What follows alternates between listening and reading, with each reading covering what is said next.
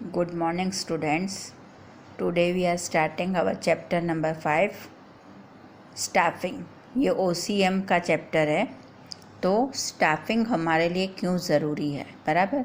तो सबसे पहले हमको इसमें यही पढ़ना है कि what is the meaning of staffing. और स्टाफिंग से पहले हमने प्लानिंग और ऑर्गेनाइजिंग दोनों पढ़ा. तो ये सब चीज़ें जो है वो एक दूसरे से रिलेटेड है. प्लानिंग क्यों ज़रूरी है और ऑर्गेनाइजिंग क्यों ज़रूरी है और इसके बेस पर जो है वो स्टाफिंग होता है. तो आज हमको जो है यही चीज़ डिटेल में पढ़ना है. तो सबसे पहले हम यहाँ स्टाफिंग की डेफिनेशन पढ़ लेते हैं. Staffing is the function of management which is perform by the manager after organising all things. तो स्टाफिंग मैनेजमेंट का एक ऐसा इम्पोर्टेंट फंक्शन है जो कि मैनेजर परफॉर्म करता है. पर कब परफॉर्म करेगा? After organising all things.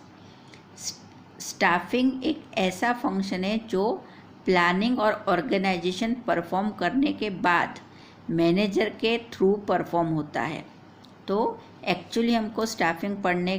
Actually staffing start करने से पहले हमको प्लानिंग और ऑर्गेनाइजिंग दोनों चीज़ देखनी पड़ती है. अब हमने प्लानिंग में क्या देखा, हम कोई भी बिज़नेस की शुरुआत करेंगे तो सबसे पहले हम प्लानिंग बनाते हैं. तो प्लानिंग मीन्स क्या? What to do, how to do, बराबर. हम क्या करेंगे और हम कैसे करेंगे, ये हम प्लान बनाते हैं. उसके बाद आता है हमारा ऑर्गेनाइजिंग. ऑर्गेनाइजिंग में हम क्या करेंगे? स्ट्रक्चर बनाते हैं भाई. और ऑर्गेनाइजिंग बेस है, किस पर बेस है? तो प्लानिंग पर बेस है. अभी ऑर्गेनाइजिंग में स्ट्रक्चर क्या बनेगा? मीन्स देखो, आप कोई कंपनी खोल रहे हो, बराबर. तो आप सबसे पहले क्या करोगे कि आपको कितने एम्प्लॉयज़ चाहिए, बराबर. आपने परचेसिंग डिपार्टमेंट रखा, मार्केटिंग रखा, फाइनेंस रखा और सेल्स रखा, बराबर. अब इन 4 के हेड आपने बनाए. इन 4 हेड के नीचे कितने एम्प्लॉय चाहिए, फिर उनके नीचे कितने एम्प्लॉय चाहिए. तो ये बात जो है वो सब ऑर्गेनाइजिंग में जाएगी. और इसके बाद आता है आपका स्टाफिंग. तो in short staffing is depend upon organising and planning.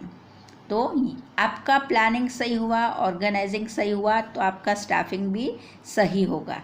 Otherwise आपकी एक भी चीज़ जो है वो सही नहीं होगी, है ना. So after planning and selection of the organization structure, the next step in the management process is to fill the various posts provided in the organization, है ना. तो देखो, मैंने आपको बताया, अभी ऊपर मैंने समझाया कि ये तीनों चीज़ें जो है वो एक दूसरे पर डिपेंड है. पहला तो प्लानिंग, बराबर. प्लानिंग यानी आप क्या बिजनेस स्टार्ट करना चाहते हो, उसके लिए आपको क्या करना है, how to do, what to do, बराबर. अब इसके बाद आता है ऑर्गेनाइजेशन, बराबर. आपने सोच लिया कि मुझे ये बिज़नेस चलाना है, तो आप उसका स्ट्रक्चर बनाओगे कि मुझे जो बिज़नेस स्टार्ट करना है उसमें मुझे कितने डिपार्टमेंट्स रखने हैं, बराबर. तो उस डिपार्टमेंट्स के हिसाब से जो है आप अपना स्ट्रक्चर बनाते हो. एक तो आपने परचेस डिपार्टमेंट बना लिया, दूसरा मार्केटिंग डिपार्टमेंट बनाया, तीसरा फाइनेंस बनाया और चौथा सेल्स डिपार्टमेंट बनाया, बराबर. अब इसके बाद आता है आपका थर्ड स्टाफिंग, बराबर ना. तो उसमें हम क्या करेंगे, उसमें हम देखेंगे कि हमारे जो हमने 4 डिपार्टमेंट बनाए हैं उसमें हमारे कितने सुपीरियर रखने हैं, बराबर. और उन सुपीरियरों के अंडर में हमको कितने सबऑर्डिनेट वर्कर्स रखने हैं, बराबर. तो ये चीज़ जो है वो स्टाफिंग में आएगा. आपके कितने वर्कर्स की ज़रूरत है और कितने आपके पास ज़्यादा हो रहे हैं, बराबर. तो ये चीज़ जो है वो सब स्टाफिंग में आएगा.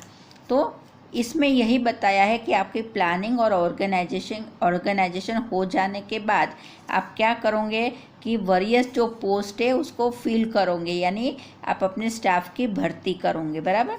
तो staffing is the putting people to jobs. तो हम इन शॉर्ट ये भी बोल सकते हैं कि स्टाफिंग क्या है? Putting people to jobs.